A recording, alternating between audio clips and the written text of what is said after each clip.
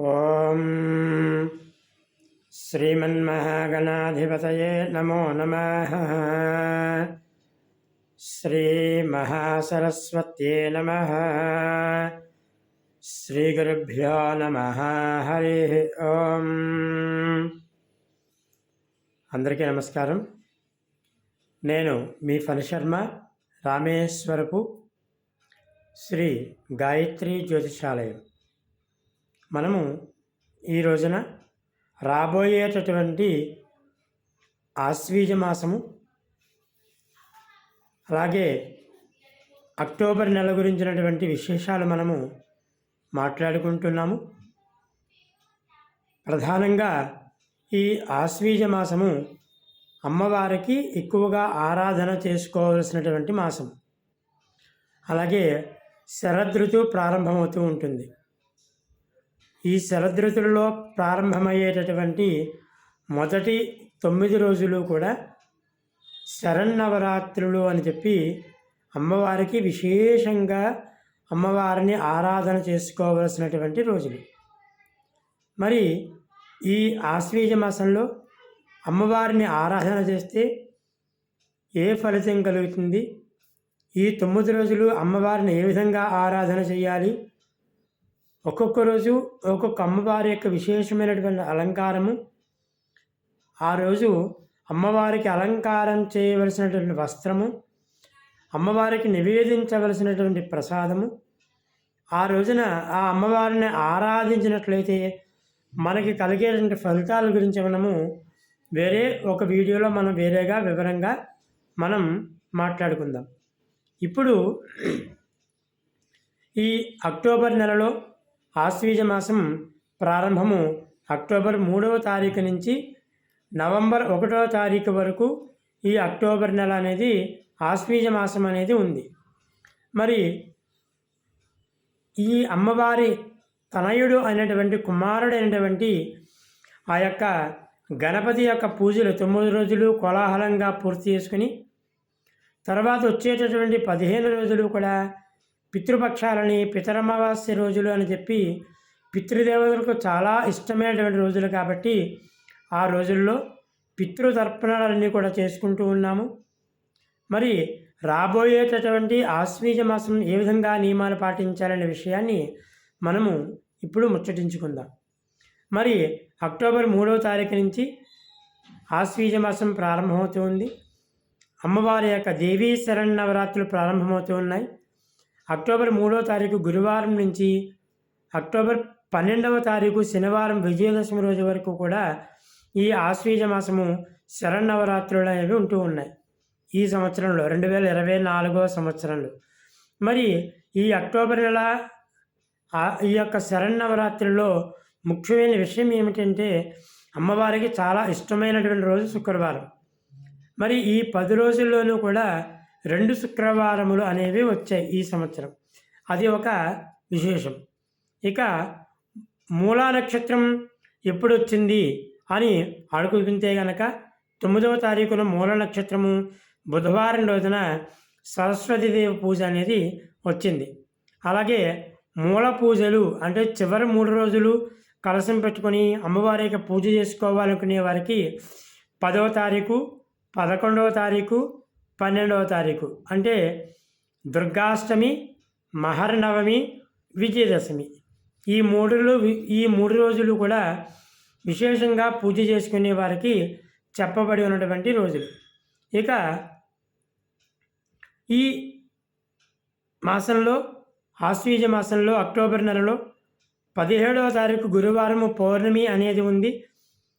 అమ్మవారికి చాలా ఇష్టమైన తిథి పౌర్ణమి తిథి.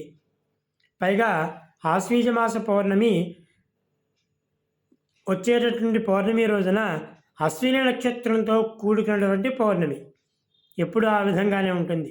కాబట్టి 17వ తారీఖు పౌర్ణమి గురువారము, తర్వాత 20వ తారీఖు సంకష్టహార చతుర్దశి అక్టోబర్ 20వ తారీఖు. అలాగే 30వ తారీఖు ధనత్రయోదశి అని చెప్తూ ఉంటాము. 31వ తారీఖు గురువారము అమావాస్య, దీపావళి, నరక చతుర్దశి, దీపావళి అని చెప్పి 31వ తారీఖు గురువారం రాత్రి రోజున దీపావళి అనేది జరుపుకుంటూ ఉండవలసినటువంటి అవసరం ఉంది. ఈ 2024 సంవత్సరంలో. మరి అమ్మవారికి ఎందుకు పూజ చేయాలి అంటే, అమ్మదై ఉంటే అన్నీ ఉన్నట్లే అని చెప్పి వచనం.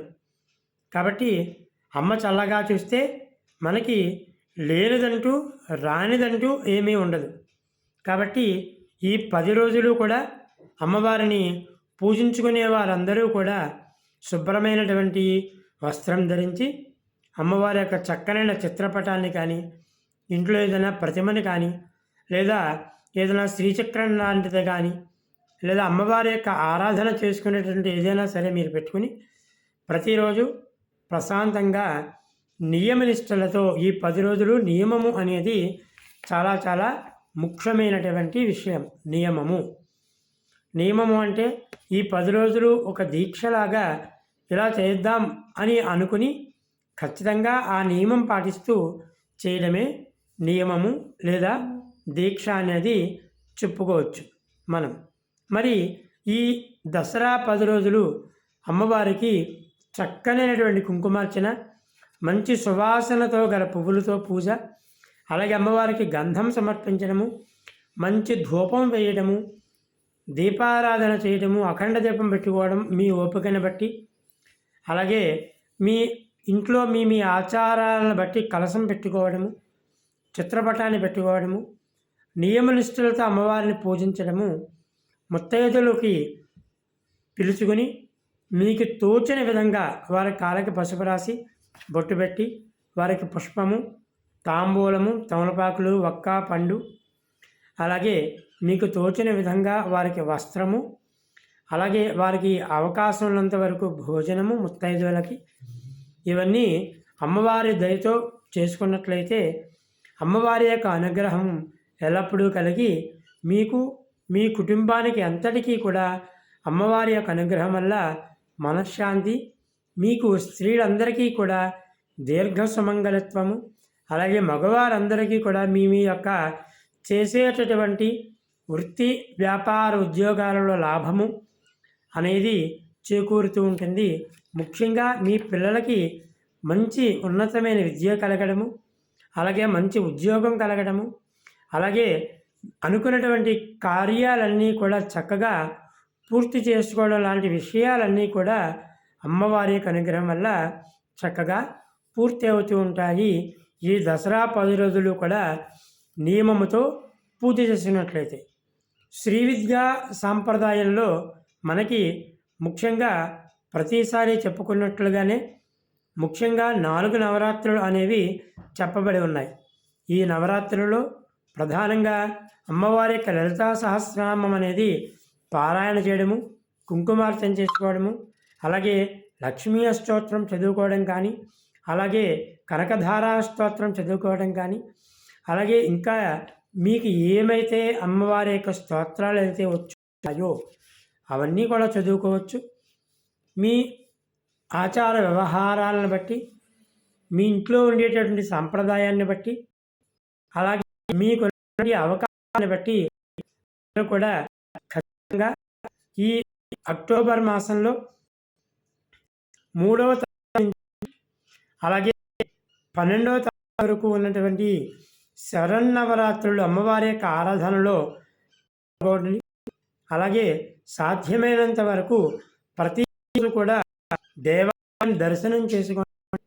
అలాగే వీలున్నంత వరకు మీ దగ్గరలో ఉండేటటువంటి మీ బంధువులు కానీ, మీ స్నేహితులు కానీ, మీ చుట్టుపక్కల వాళ్ళకని ముత్తైదులందరినీ పిలుచుకోండి. తోచిన విధంగా వారిని సత్కరించండి. వారు సంతృప్తిగా పొందినట్లయితే అమ్మవారు సాక్షాత్తు స్వయంగా అమ్మవారు సంతృప్తి చెందినట్లుగానే భావించి అమ్మవారి పూజ అనేది మనము చేసుకుంటూ ఉండొచ్చు. కాబట్టి ముఖ్యంగా స్త్రీలందరూ కూడా అంటే మగవారు, ఆడవారు, పిల్లలు అందరూ కూడా ఈ ఆరాధన అనేది చేసుకోవచ్చు.